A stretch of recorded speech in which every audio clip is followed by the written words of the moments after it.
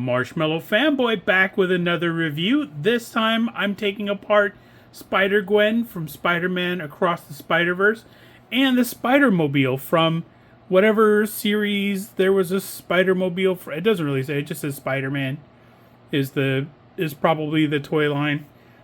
I think I got this at Target. I think it was on sale online, and I thought, I don't know if a 6-inch scale figure will fit inside the Spider-Mobile, but I felt like it would at least look good next to it. So I picked a smaller figure that might be able to get into there. This, of course, comes with a Miles Morales Spider-Man.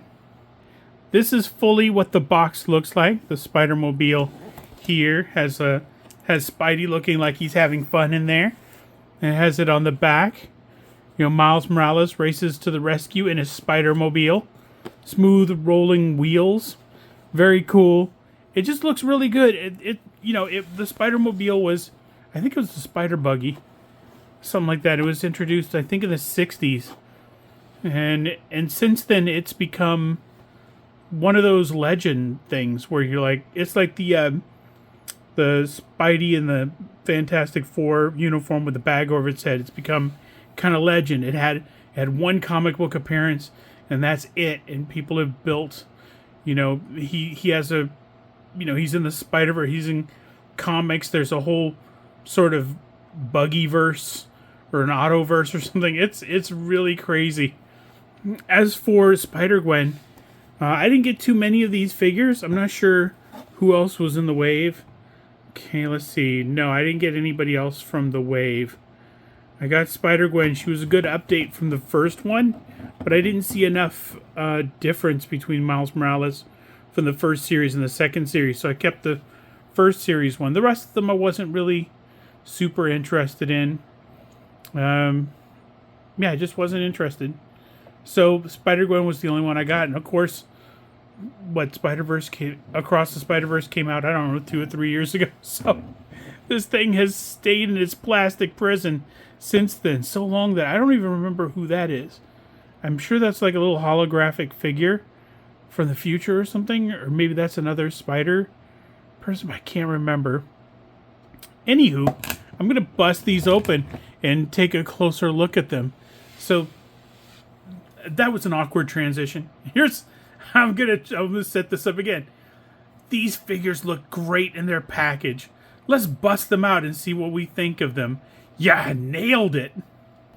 Now that they're out of the package, let's take a closer look at Spider-Gwen and the Spider-Mobile. So first, I'm gonna take a look at the masked version. Of course, you have to take her head off and you thread the thing through there and you plug it in. I don't think the head comes out of the cowl. It doesn't. Ooh, uh-oh. Okay, good. I heard a pop and I was like, did I just unseat it from the thing? Because it's hard to keep it, in one place. But that would essentially go right up against there. I gotta tell you, man, I really love the colors on Spider-Gwen. All of the kind of fading along her arms and stuff, the purple to the dark purple, the light blue, and everything in between, and the colors in her mask, the shading of it are just amazing. It's a really amazing alternate portrait. Really cool. She comes with, in addition to the 2 sort of gesturing hands. Sorry about that. I dropped one of her hands. So in addition to the 2 sort of gesturing holding hands, she's got 1 fist and 1 webcasting hand. Of course, on the hands, see the purple kind of goes. The light blue, purple is, maybe the purple's the same, but it's really cool effect with kind of the whitish pink, and then the purple, the light blue. It's just a really cool color scheme.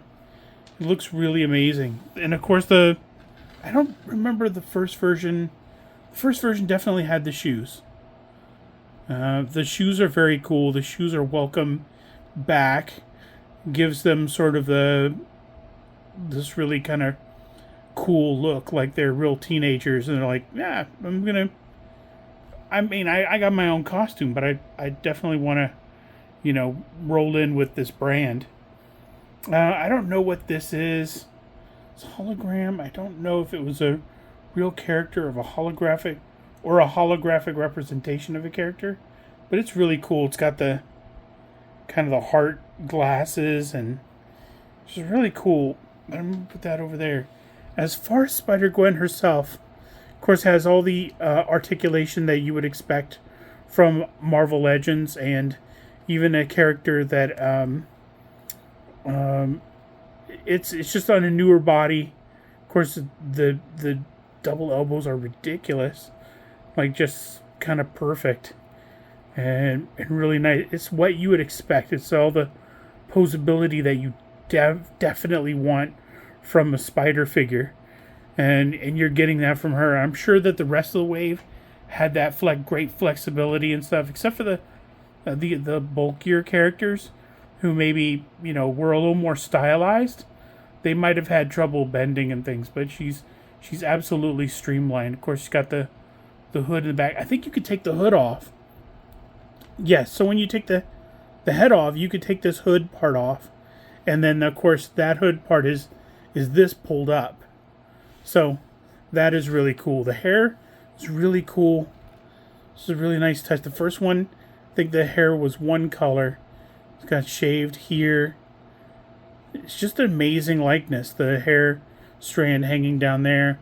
The eyes are amazing. The everything on this is just really well done. The face portraits on these were really, really well done. For the spider buggy, well, I have the Spider-Mobile. I'm going to call it the Spider-Mobile. Miles, of course, fits well in there. His legs don't bend, but his arms have a lot of articulation. Maybe not perfect. They're not double elbows or anything, but he can stretch out and do things. It's not a bad figure. It's not terrible as far as action figures go, and he stands about the same size as Spider-Gwen. I think he's meant to be a 6-inch scale. They're both teenagers at this point. They should be both about the same size. As far as the Spider-Bug, it's pretty buggy. The Spider-Mobile, you had to put some stuff together. You had to put the roll bars on and the windshield on, and this little thing on top, which is on the box, but I don't exactly know what it does. I had to put the stickers on the wheels, which was okay. Stickers are my kryptonite. I hate putting stickers on stuff. These were not bad to put on, and of course you got to line them up so that they're all straight. The headlights I had to put on, you can see they're just a smidge crooked, but it doesn't really take away from a display or anything. It's not a big deal. I would have loved to have the black details, the webs, but there's indentation for it. So if you are good with a Gundam marker or something, you could fill that in, or you could do I can't remember what it's called, where you get it's a black wash. You could do maybe a black wash of the webbing. There is a foothold right here, and I'm wondering if it probably only fits. It doesn't fit Marvel Legends. It probably only fits these figures, where you can kind of just stand them up in the back and play with them that way.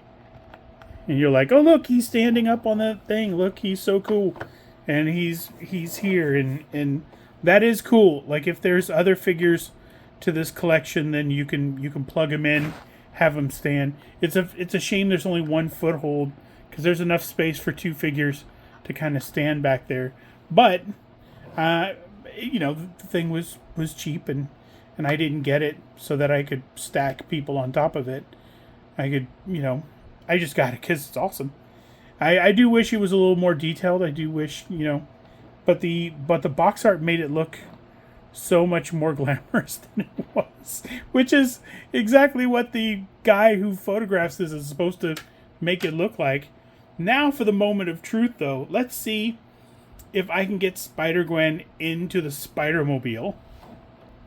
And she fits. She's 6-inch scale, and she fits right into the Spider-Mobile. This is an awesome addition to the collection. If you have figures, of course, you're like, oh, all right, that's pretty cool. You probably have this on your shelf already. Like I said, both figures are the Spider-Mobile and Spider-Gwen are at least 3 years old. They're old. They're old. So if you can pick them up, and the Spider-Mobile probably didn't get a whole lot of play. It's probably more for hardcore collectors who know what it is and were excited in the first place. But as far as I'm concerned, it's an absolute add to the collection. It's a great addition. I'm really happy with the way that this came out. I'm not super happy with how I put the stickers on. They're little, stickers are not my friend, and stickers go rogue when you least expect it. But the wheels roll. Can't see that because I'm blocking the light. But the wheels roll great. They're not great. I mean, they're okay. You can see the front one kind of struggling to move a little bit. It's not great, but it's fun. It's compact. Still a foot peg up there if you want to put Miles up there and have Miguel or somebody else hanging out with them. It's not a bad toy. And there's some of you figure customizers could really take those indentations for the web and really do something with it. I feel the creases in there. They're molded so you could do something with that, and you could really make it something pretty spectacular to look at. You can even put little mirrored pieces on the mirrors so that Spider-Man can see behind himself, or for action figure photography you can do that kind of stuff. Oh, this fell down a little bit. There we go. So these are excellent additions to your collection. Of course, Spider-Gwen's been gone for some time, and I'm sure she's big money on the aftermarket, but this should fit with any of your Spider-Gwen figures / Ghost Spider figures.